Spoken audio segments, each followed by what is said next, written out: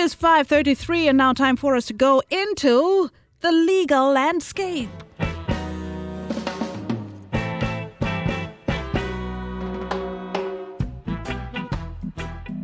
You know, Jamaicans are no strangers to Hollywood movies that depict very dramatic and exaggerated storylines about marriage, weddings, and divorce.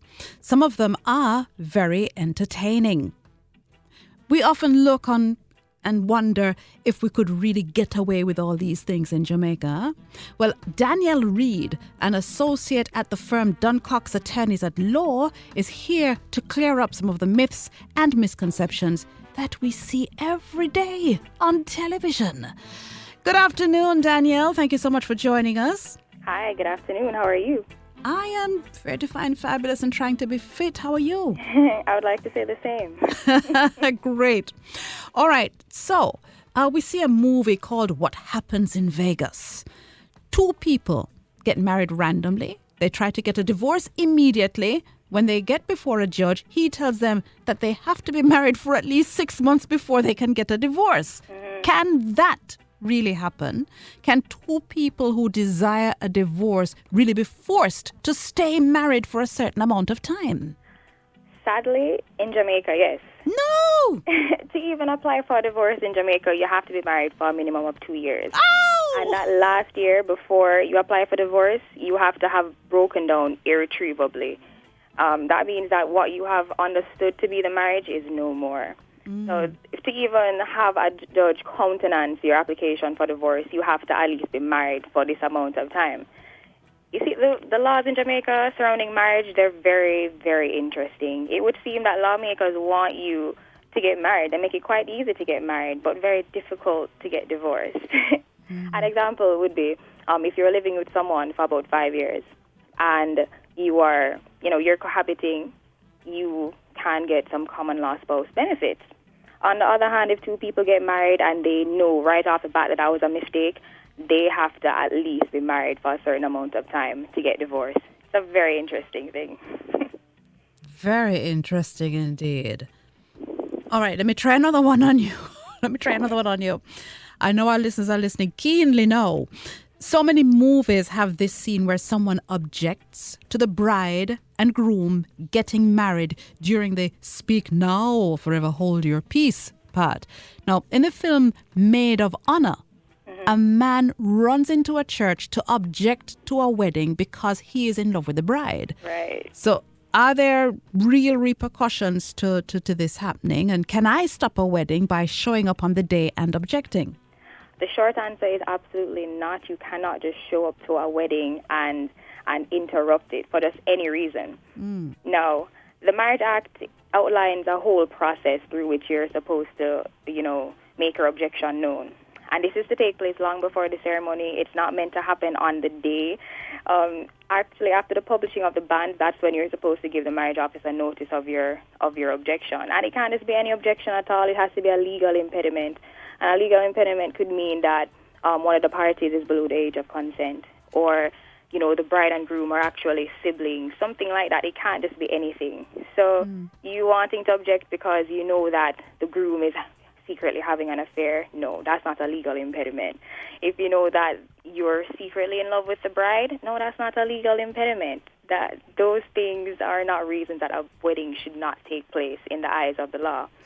In fact, I'll go on to say that if you interrupt a wedding for a frivolous reason, on Section 5 of the Marriage Act, you're actually liable to pay a fine of 250,000 Jamaican dollars.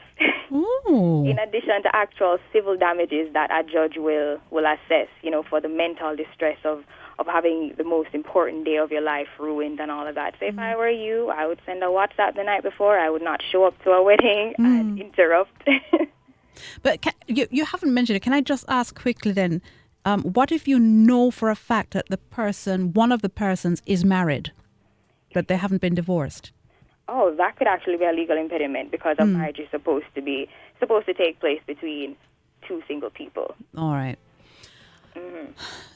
Well, as you said that then, this is something that I wonder sometimes. How do wedding crashers get in? Can't you just lock the doors and then maybe have the wedding secretly at night?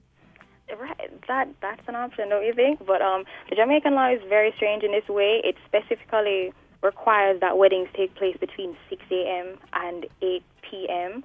and that the doors are open. So, passers-by can just, peek their head in and look at and fast, basically.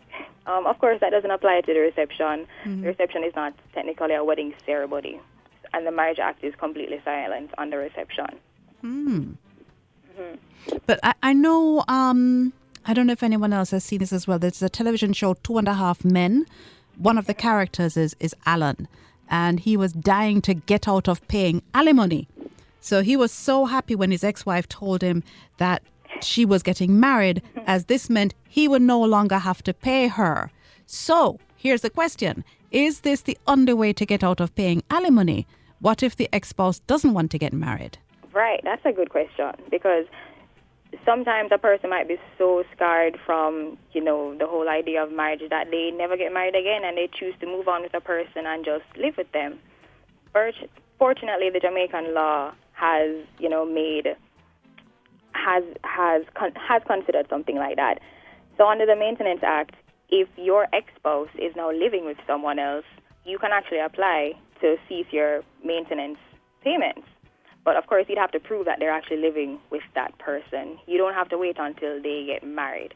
I think the idea is that when a person is married to another person, their expenses become shared. And when they get divorced, the payments are supposed to help them maintain a lifestyle that they were used to. Now, if they're able to share expenses with another person, then you truly don't need those maintenance payments. So, right, they are expected to be single while being maintained by an ex-spouse. Wow, lots of details about alimony and myths and misconceptions that we see every day on television. Danielle, before you go, any hashtags did you know for us? Okay.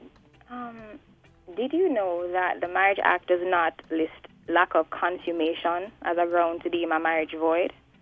So parties may not be able to get an annulment on this basis. Did you know that? I did not know. I always thought that you could. I thought you could say the marriage has not been consummated. The Marriage Act shows me that they want you to be married. Jamaican lawmakers want you to stay married. So if you're going to find one, find a good one. Danielle Reid, associate at the firm DunnCox Attorneys-at-Law. Thank you so very much. We've had a really interesting one today, helping us to look at the myths, misconceptions we see every day on television. These exaggerated storylines, let's call them, about marriage, weddings and divorce. Thank you, Danielle. Okay, thank you so much for having me. Great having you too, I think. See you next week. Oh, man. The Legal Landscape will be on again next Wednesday at 5:30. Do join us.